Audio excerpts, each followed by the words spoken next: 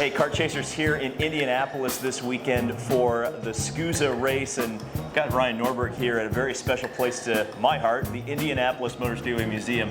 Ryan, this is a cool place. Have you been in here before? Never. Actually, this is the first time. I've driven the track. It's like back in 2016, the road course for like a USF test. But I'm excited to come to the museum. I've never done this before, and yeah, I'm just interested to see what it's about. Well, I've never been a tour guide before, so there's a first time for everything. Let's go inside. Sounds good. This is a really cool room because you get to see the evolution of the Indy 500 garage. So this is the 1910s, which is when the race started, the Indianapolis 500. The track was actually built in 1909, but I think the first race here was actually a hot air balloon race, believe it or not. Oh, yeah? It wasn't even That's a car cool. race. So, Jeez, I just don't I couldn't imagine getting in something like that and just being flat out.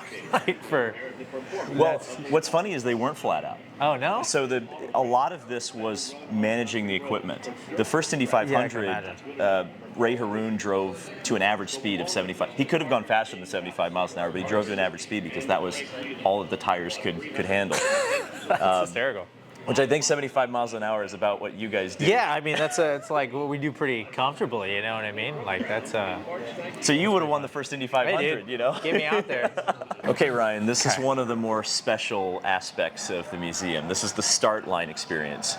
This elicits tears from a lot of people. You might see crying in here, and I might cry. I don't know. So we're gonna have to see, but I think you're gonna really like this. I think this is the closest thing to being on the grid for the Indianapolis 500. Oh, that's cool.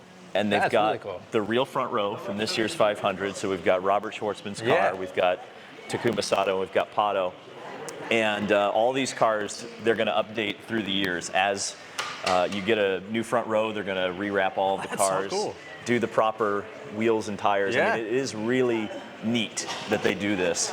And I think they did this before the 500 this year. So they had the 2024 front row, which was all the Penskes, and then they fixed it before race day.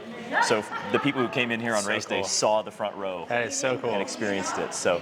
You know the words of that? Oh, I can sing it. Yeah, I sing that in the shower more than I care to admit. So when you're at the racetrack, because most of the time you guys are racing on this weekend. Yeah. Like do you pay attention? Are you able to watch much of it? Not the pre-show stuff. Like, you know, we watch the race. We always turn the race on and everything, but like a lot of like I was talking about the lore of it. Like that's the first time I'm seeing a lot of this stuff because I really, you don't ever see it. That's some of that lore is like part of the reason anybody even comes. Yeah. You know, I think for some people, like that 15 minutes before the race is better than the 500 miles. Build up.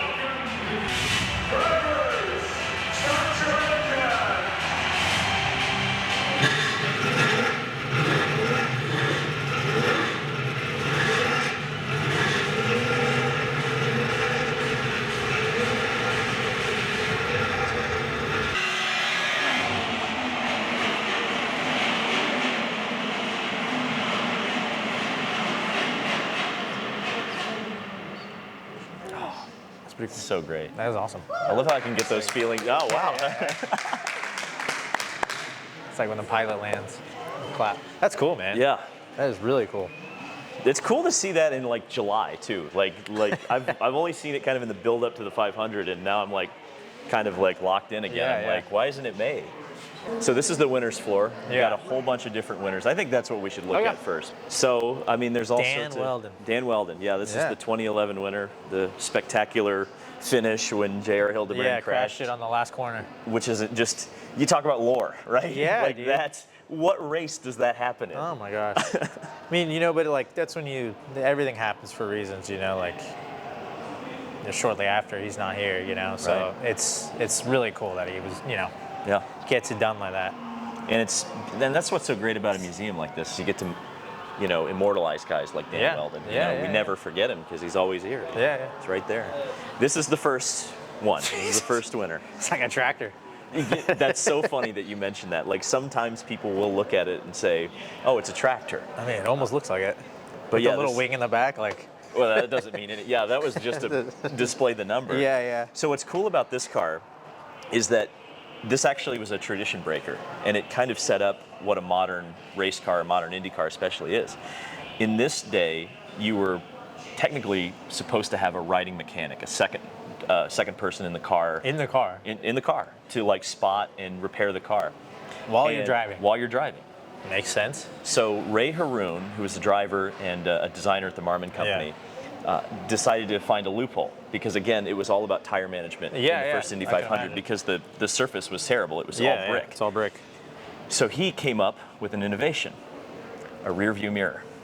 Very first rear view mirror was on the winning car hysterical. for the Indianapolis 500. He bent the rules so that he could drive solo and be just a little bit lighter than his competition. But how do you not see out of this thing? You've got like, it's almost like 108. You can see everything. Yeah. That's crazy. Yeah. Wow. But that was how he skirted the rules. And it's just like the tire size is like. Oh yeah. I mean, the mini karts that we have don't even have like the treads this thick on the fronts. You know what I mean? Like in a go-kart. Nothing. In a go-kart. But it's like the super nats, man. Yeah. These races are so hard to win. I've talked to Will about it sometimes too. It's like, everything has to go right for you to win it. And even when it does, you still lose. Right. So like you have to have every single thing go right and you have to be lucky. And then when that happens, then you win. Because you've seen guys so many times, they're the fastest guy is speeding in the pits. And you're like, dude, it's just your whole day's done, and it's like, or just something on the pit. Even when it all goes right, you get drafted by in the last corner, and it's like, everything has to go right, and you need to be lucky, and then you win. I do like that comparison to the Super Nats. Well, I'm sure it's the same. Like the one race of the year that like I really don't look forward to is the Super Nats. I'm sure it's the same. I love it. I love going to it. It's a lot of fun. It's my favorite race, but at the same time, I hate it because you want to win it so bad. There's so much hype, and I'm sure it's worse with this. There's 2 weeks that they're there, and I mean, everybody cares. Everybody wants to do it, and then like, I don't even remember who finished second this year. You don't. Nobody cares. Yeah. At all. Yeah. And like, and that's how it is with us. I mean, it's a much smaller level, but like, no one cares. It's the guy who wins. So even when you win, it's like, it's nice just because not even really like the stress of getting it off your back. It's that's honestly all it is. It's like, that was the biggest relief. It's like, I did it. They cross it off and like, you don't have to worry about it so much anymore. You don't really think about it until I point this out. Think about where the driver is. Think about where his feet are. I've noticed that. I mean, you see those crashes, like the old, the crashes back in the day, and the guy's feet are hanging out of the front of the car. Yeah. And his toes are like here. There's virtually nothing in front of his feet. Oh God. I mean, that was literally a thing. Like, they would call it the IndyCar shuffle because every driver who drove in this era just has mangled feet. They're just yeah. Well, what do? You like pull them up when you know you're going to crash, get off the brake, and just hope for the best.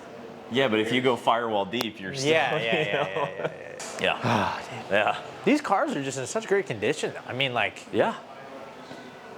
They look brand new. They do look like they've never been driven. An incredible job of restoring them. The restoration department's amazing here, and a lot of these will run. I think this one ran 2 years ago on race morning. But I just love the seats. It's just like, it's just like a couch cushion. You're just like, that's all you need. But these guys are badasses. I mean, it's just like I say it a lot of the time with the drivers we have now. I think, not that I was the last generation, but I at least still didn't have the data that we have now. I didn't have the coaches that we had. I didn't have video. And like, you go back to these guys, I mean, it's like everything was just like the seat of your pants. Like that's why I think innovation took so long, but it's like, you literally just like, did that feel faster? And you're like, yeah, that felt faster. You just have to go by what, the seat of your pants. They just have to totally trust the feedback of the driver. Yeah. And it could be wrong. It could be. A lot of the time it could be completely wrong. A lot of the time it was. Because, I mean, a lot of time what feels good isn't necessarily quick. This is like brand new, dude. I mean, this is like... Yeah. Well, this is the first car that won for Team Penske. So this is a really important car. Yeah.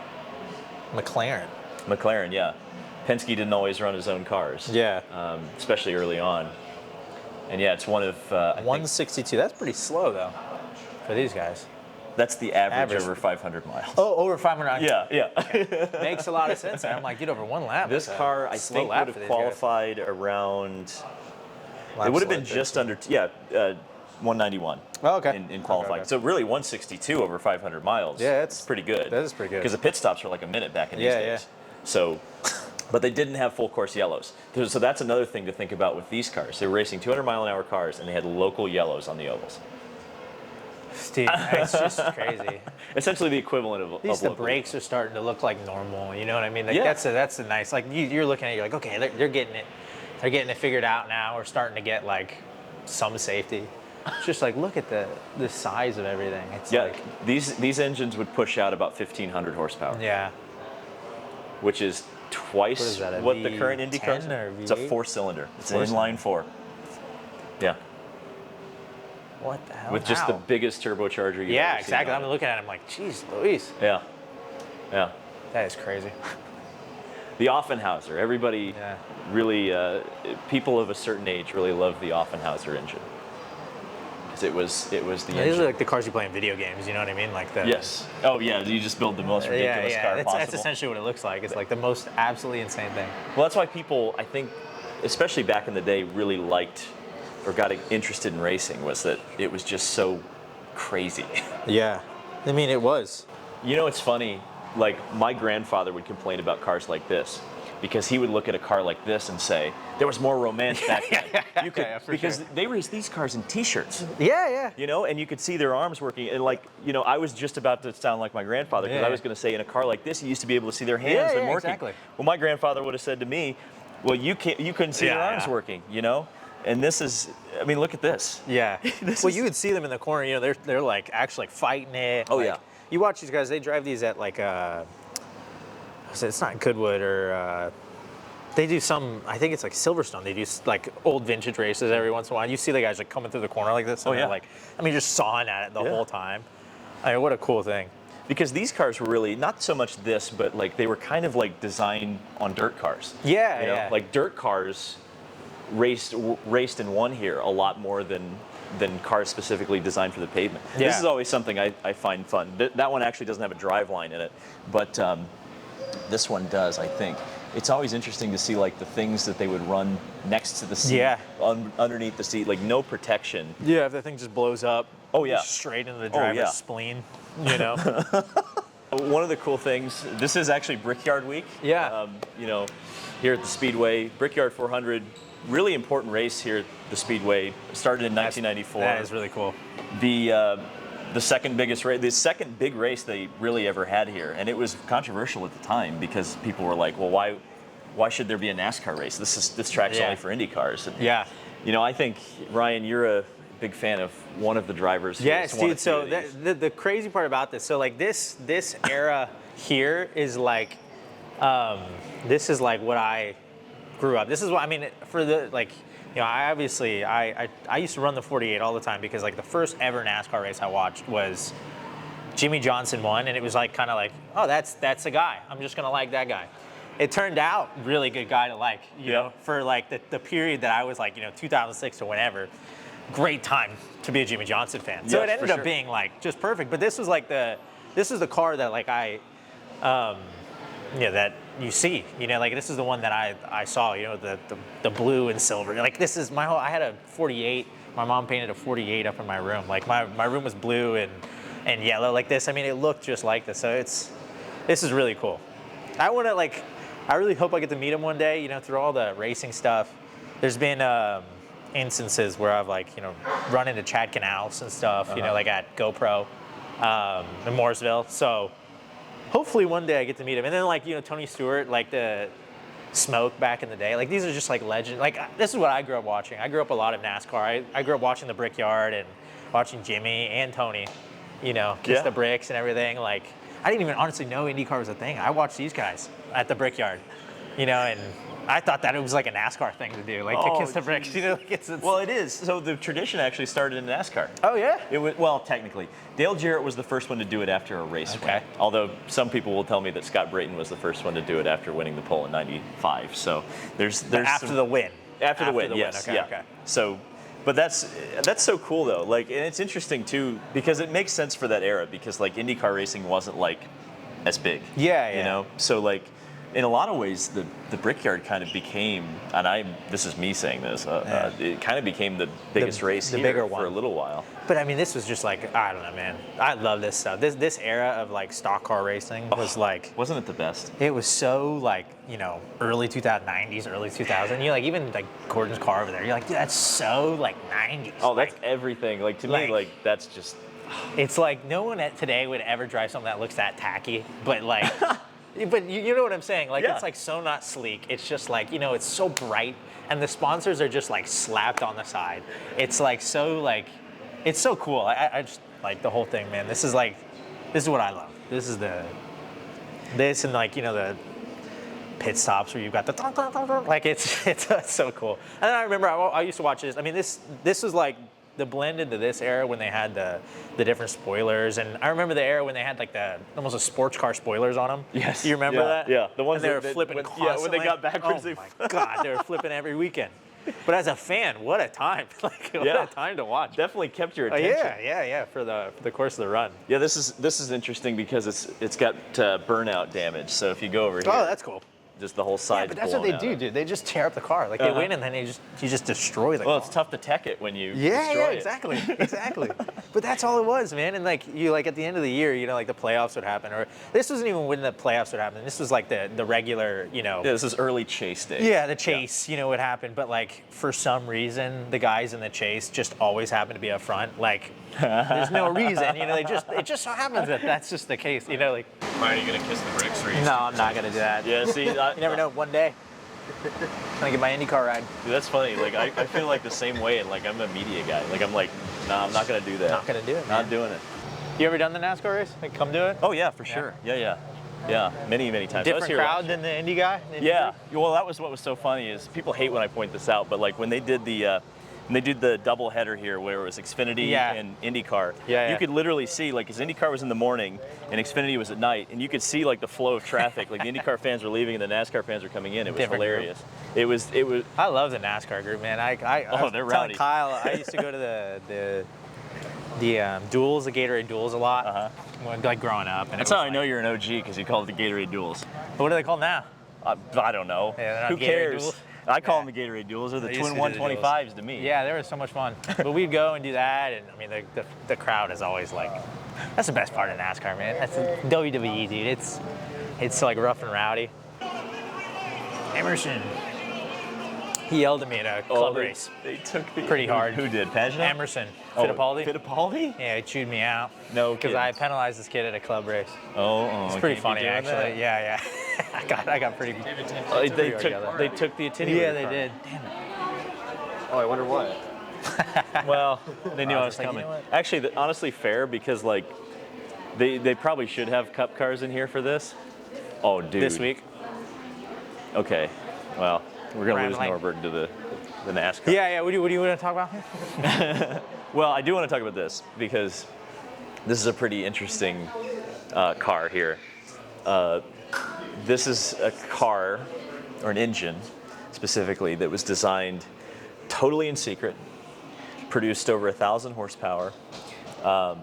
It's kind of like the ultimate example of like Penske doing something that didn't bend the rules, but took the rules to their absolute limit. They like dominated the race. Yeah. It was crazy. When was this? 1994. Okay. Who drove it? 3 drivers. So Paul Tracy, Okay. Mo, your best buddy, Yeah. and Al Unser Jr., who ended up winning the race because Emerson crashed. Okay. So, yeah, just to rub Dude, that it's one in. so clean, man. Of course. Well, so Penske. clean. You know this. Penske's just meticulous about details. Yeah. And I mean, it's crazy. I've never seen this car with the engine cowling off of it. So that's just. Beautiful. Yeah. How you doing, guys? There you go. There we go. What's up? Okay. How you doing? Yeah, let's go over to the car. You guys ever raced here before? No. Yeah? It's a cool track. Yeah, of course. Good luck, guys. Good luck this week. Yeah, thank you, man. Appreciate it. Yeah, so this. Oh, you gotta pull it off? You have to turn the direction. Come on, Ryan. There you go. You just lost us the Indy 500, bro. It's over. It's over. It's over. See, that's why I'm supposed to be behind the That wheel. was terrible. I'm not supposed to be doing this. Dude, 6-second pit stop to 16. Come on, man. That's why I'm not supposed to be doing this. I'm supposed to be driving. Yeah, well, that's true. That's terrifying.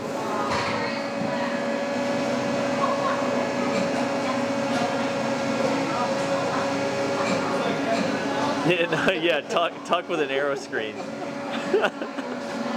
Today we just spent the whole day at the IMS museum. It's an awesome experience. You know, we got to see a lot of things from the Indy cars and NASCARs and just kind of the history of this whole place. And so, yeah, really thankful to Kart Chaser and, you know, the whole IMS people that let us come out here and do this and film. I mean, what a cool experience. I mean, I've never got to see all these cars, and you know, I've driven on this track before, but I never got to kind of like walk the grounds and actually just like experience the lore of Indy. So yeah, really cool. Really thankful to everybody for letting us do this.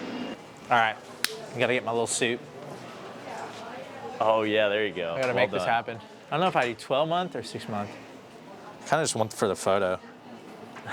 Just for the gram. That's gonna be so funny. My wife's gonna love that.